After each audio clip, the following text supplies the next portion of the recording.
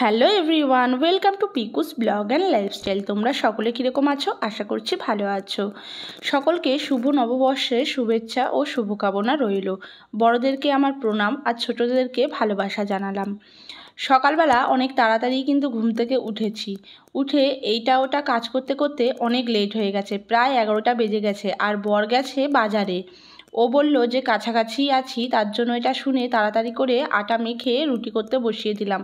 আজকে সকালে আর ভাত করব না, কারণ ভেবেছি আজকে একটু বিরিয়ানি করব। তার জন্য এখন আবার যদি ভাত করি, আবার বিরিয়ানির জন্য আবার এক্সট্রা করে ভাত করো, আর 2 রকমের ভাতই বেশি হবে, তখন সমস্ত কিছুই ফেলানো যাবে। তাই ভাবলাম যে আগের দিনের একটু আটা মাখা রয়েছে, সেটার সাথে আরও একটু আটা মাখা মেখে নিলে রুটি হয়ে যাবে। তার জন্যই ভাবলাম যে রুটি করে নিই। তাই দেখো রুটি করলাম। প্রথমে একবার ভাবলাম যে একটু লুচি করব, যেহেতু আগের দিনের আটা মাখাটার মধ্যে একটু জোয়ান ছিল, আগের দিন একটু পরোটা করেছিলাম, ওই জন্যই ভাবলাম যে পরোটা করে নিই বা লুচি করে নিই। তারপরে দেখলাম এত গরম, এখন লুচি খাবো, তারপরে দুপুরে আবার বিরিয়ানি খাবো, খেয়ে একদম শরীর খারাপ লাগবে। তার জন্য ভাবলাম যে একটা বেলা একটু রেস্ট যাক শরীরটা, এই যা। আর বরকে কিছু কিছু জিনিস আনতে বলেছিলাম বিরিয়ানির জন্য, যেমন এই দেখো বিরিয়ানি মশলা, তারপরে বিরিয়ানির যে গোটা গরম মশলাগুলো থাকে সেগুলো, গোলাপ জল, কেওড়া জল, এগুলো না সবই আমার ঘরে থাকে। তবে যখন বাপের বাড়িতে গেলাম, কলকাতায় গেলাম, তখন সাথে করে আমি নিয়ে গেছিলাম। কারণ বাড়িতে গেলে যদি কিছু বিরিয়ানি বা যদি কিছু করি এগুলো লাগে। আর মার ঘরে এগুলো রাখে না, কারণ মা যেহেতু খায় না, আর আমরা অনেক দিন বাদে বাদে যাই। একবার কিনে রেখেছিল, তবে তারপরে আমার মা আবার ফেলে দিয়েছে ওগুলোকে, যেহেতু ব্যবহার করে না, তার জন্য ফেলে দিয়েছে। তাই আমি যখন যাই এগুলো নিয়ে যাই, আর আসবার সময় বাড়ি থেকে আসবার সময় তখন নিয়ে আসতে ভুলে গিয়েছি। তো আমি ভাবলাম যে থাক, কিনেই নিই, এগুলো তো লাগে, আর মাঝে মাঝে একটু বানাই। আমার বর আবার ঘরের তৈরিটাই বেশি ভালোবাসে, বাইরের রাস্তাটা একদমই খেতে পছন্দ করে না। যাই হোক, আমি তো এই বিরিয়ানি বানাবো, তার আগে দেখো বর মাছ নিয়ে এসেছে। চিংড়ি মাছ এনেছে, বাটা মাছ এনেছে, আজকে এই 2 ধরনের মাছ এনেছে। অনেক দিন বাদে চিংড়ি মাছ আনলো, কারণ মেয়ের ওই অ্যালার্জির কারণে চিংড়ি মাছটা আনা হয় না। আর ও যেহেতু খেতে ভালোবাসে, ও খায় না বলে আর আমরাও খাই না। তবে এখন একটু যেহেতু কম রয়েছে, মেয়ে বলছিল, আর ডাক্তারও বলেছে মাঝে মাঝে যেগুলোতে অ্যালার্জি আছে সেগুলোও কিন্তু আপনি মাঝে মাঝে ওকে দেবেন, তা না হলে একবারেই বন্ধ হয়ে যাবে। তো নিয়ে এসেছি সেগুলোই ফ্রিজের মধ্যে। সমস্তটা দেখলে তো নুন হলুদ মাখালো বর, ওই সমস্ত কাটা কেটেছে ধুয়েছে, সমস্তটা ওই করেছে। আর ফ্রিজে যখন ঢোকাতে আসলাম, তখন দেখি আমার মেয়ের খেলনা কাপের মধ্যে জল ঢুকিয়ে রেখে দিয়ে গেছে। ওটা যদিও বা ও ঢোকায়নি, ওর পাপাকে দিয়েই ঢুকিয়ে রেখে দিয়ে গেছে। তো সেগুলো আবার ফেললাম, না হলে আবার মেয়ে ওই বরফটা দিয়ে খেলতে লাগবে আর ঠান্ডা লাগিয়ে নেবে। আর এইদিকে দেখো আমি সমস্ত রান্না বসিয়ে দিয়েছি। একদিকে বিরিয়ানির ভাতটা বসিয়েছি, আর একদিকে এই যে মাংস করব বলে চিকেনটা, ওইটাও বসিয়েছি। আর এইদিকে দেখো আজকে ভাবলাম একটু চাটনি করব। তো বরকে বলেছিলাম একটু দই আনতে, রায়তাও বানাতাম, কিন্তু বর ভুলে গিয়েছিল দইটা আনতে। তারপরে ভাবলাম এত গরমের মধ্যে বেচারা 2-3 বার করে দোকানে যাচ্ছে, আবার দোকানে পাঠাবো, ভালো লাগছিল না। যদিও বা ও 2-3 বার দোকানে গেছে সত্যি, কারণ হলো মিঠা আতর সেটা আনতে ভুলে গিয়েছিল, তো সেটা আনতে আবার গিয়েছিল। আর বিশ্বাস করো 3 তলার ওপরে একবার উঠলে আর নামতে ইচ্ছা করে না।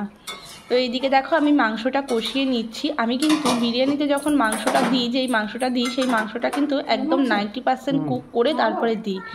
আর শক্ত মাংস না আমার একদমই ভালো লাগে না খেতে, বিশেষ করে মুরগির মাংস শক্ত লাগলে ভীষণ ছিদ্রা ছিদ্রা লাগে, একদমই ভালো লাগে না। আর দেখো আজকের চাটনিটা ধনেপাতা চাটনিটা একটু অন্যরকম ধরনের করলাম। চাটনিটা কি বলবো তোমাদেরকে, এত ভালো হয়েছিল খেতে, সে আর বলবার কথা রাখে না। বিরিয়ানির পাশে তো অসাধারণ লাগছিল। আমি এই চাটনিটা নাই করে 3-4 দিন রেখে খেয়েছি ফ্রিজে। আর এইদিকে দেখো এই যে বিরিয়ানির লেয়ারগুলো করছি। আমার জায়গাটা যেহেতু একদমই অল্প না, আমার কাজ করতে একটু অসুবিধাই হয়। কারণ দেখো এই যে এই জায়গাটা নিয়ে বসলাম, এই জায়গাটা আবার পরিষ্কার করব, তারপরে সমস্ত কাজ করতে পারবো, যেহেতু এঁটো কাটা হয়ে গেল। আর আমি সামনে জলও রেখে দিয়েছিলাম, একবার করে হাত ধুচ্ছি আর একবার করে বিরিয়ানির লেয়ার সাজাচ্ছি। তো সমস্ত কাজ হয়ে গেছে। তারপরে মেয়েকে দিয়ে, দেখো মেয়ে আর বর যাচ্ছে একজনের বাড়িতে। তো ওর বান্ধবীর বাড়িতে যাচ্ছে, একটু বিরিয়ানি বাচ্চাটার জন্য রেখেছিলাম। সব সময় দিদি আমাকে কিছু ভালো মন্দ হলে সব সময়ই দেয়, আমারই দেওয়া হয় না বরঞ্চ কিছু।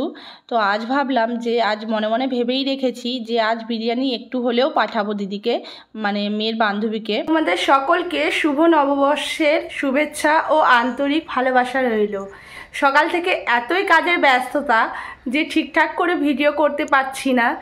আর আজকে তো বুঝতেই পারছো যে পয়লা বৈশাখে নানা রকম কাজ থাকে, মানুষের আনন্দের দিন। তো আজকে একটুখানি বিরিয়ানি বানালাম, আর বানালাম ধনেপাতার চাটনি, স্যালাড করলাম। এইটুকুনি আয়োজন করতে করতেই অনেকটা সময় চলে গেছে। আর সকালবেলা একটু রুটি করেছিলাম। তো এখন সব খেতে বসবো। তো তোমাদেরকে সকালবেলা নববর্ষের শুভেচ্ছাটা জানানো হয়নি, তার জন্য ভাবলাম একটু জানিয়ে নিই, তারপরেই খেতে বসবো। তাহলে চলো এখন আমরা খেতে বসবো। আর দেখি বিকালবেলা একটু ঘুরতে যাওয়ার কথা আছে, যদি ঘুরতে যাই অবশ্যই তোমাদের সাথে সেই ভিডিওগুলো শেয়ার করব। তাহলে অবশ্যই করে কিন্তু দেখতে থাকো ভিডিওটা। তাহলে চলো।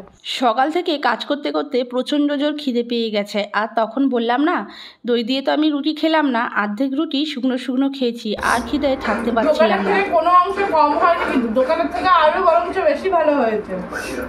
হ্যাঁ, ভালো লাগছে খেতে।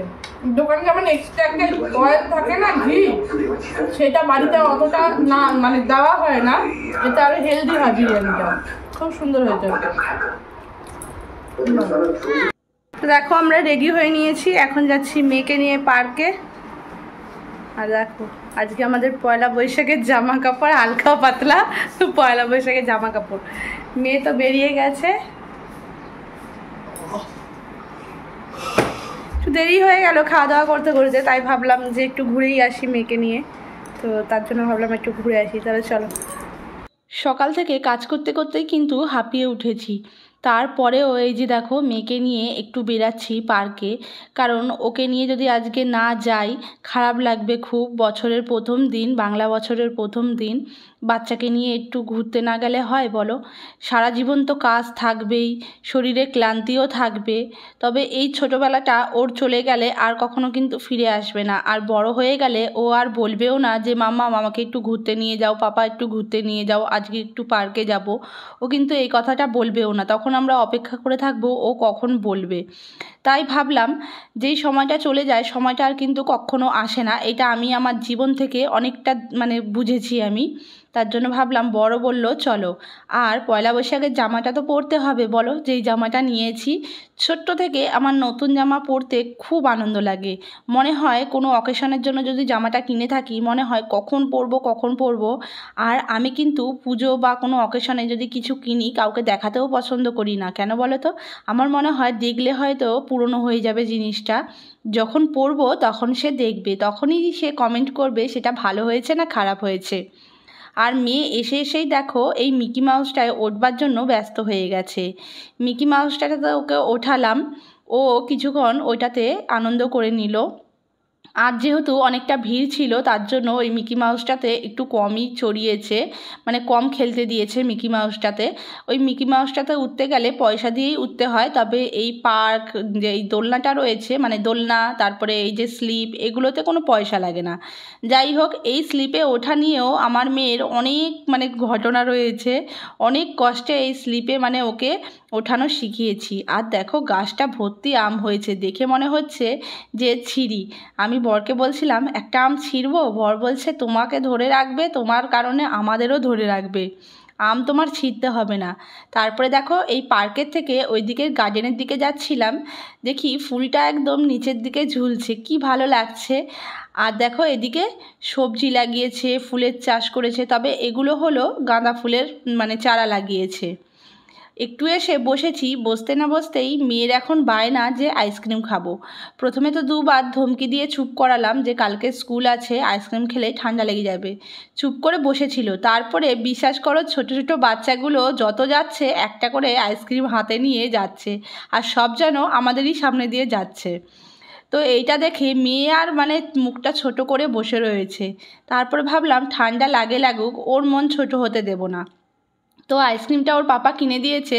আইসক্রিমটা এত সুন্দর দেখতে, ভাবলাম খেতেও মনে হয় খুব সুন্দর হবে, তবে খেয়ে দেখলাম খুবই বাজে খেতে। যেন মনে হচ্ছে গ্লুকন্ডির জল করে ফ্রিজের ভেতর ঢুকিয়ে দিলে যেরকমটা লাগে ঠিক সেরকমটাই লাগছে। অনেকক্ষণ বসলাম, বসে টসে আইসক্রিম খেলাম। বর আবার আমার জন্য একটা চকোবার নিয়ে আসলো। বর বলল যে মেয়ে খাচ্ছে তুমি খাও। আমি প্রথমে খেতে চাইছিলাম না, আমার গলাটা প্রচণ্ড ব্যথা ছিল আর দুদিন আগেই কিন্তু আমার জ্বর হয়েছিল, তো আমি খেতে চাইছিলাম না। তবে আমার বর আমাকে জোর করে দেখিয়ে আজ আইসক্রিম খাওয়ালো। তো আমি ভাবলাম এত যখন জোর করছে আইসক্রিমটা খেয়েই নিই। খেতেও ইচ্ছা করছিল একবার, শুধুমাত্র শরীরটা খারাপ হবে বলে সেই ভয়ে খাচ্ছিলাম না। অনেকক্ষণ তো বসলাম, এবার বাড়ি যাওয়ার উদ্দেশ্যে রওনা হলাম। এখান থেকে একটু হেঁটে হেঁটে রাস্তায় উঠতে হবে, তারপরে টোটো। আর বাড়িতে গিয়ে যেহেতু আজকে রান্নাবান্না নেই, তার জন্য একদিকে একটু চাপ কম রয়েছে। বিরিয়ানি আছে অল্প, সেটা তিনজনে ভাগ করে খেলে হয়ে যাবে, আর কিছু করতে লাগবে না। পরের দিন আবার মেয়ের আর বরের দুজনেরই কিন্তু স্কুল রয়েছে। এই রাস্তায় হাঁটতে হাঁটতে একটা গাছ চোখে পড়লো, যেই গাছটার মধ্যে অসংখ্য বেল ধরে রয়েছে। আর গাছটা এত সুন্দর লাগছে, গাছটায় না প্রথমে আমি চিনতেই পারছিলাম না, আসলে পাতা এতটাই কম যে বেল গাছটাকে বুঝতেই পারছিলাম না। দেখো কত সুন্দর লাগছে, বেলগুলো একদম পেকে ঝুলে রয়েছে। যাই হোক, তো আজকের ভিডিওটা তোমাদের কিরকম লাগলো অবশ্যই জানিও। ভালো লেগে থাকলে লাইক কমেন্ট শেয়ার করে আমার পাশে থেকো। আর যারা যারা আমার চ্যানেলে নতুন, চ্যানেলটাকে সাবস্ক্রাইব করে দিও কিন্তু অবশ্যই। তাহলে চলো আজকের মতো টাটা।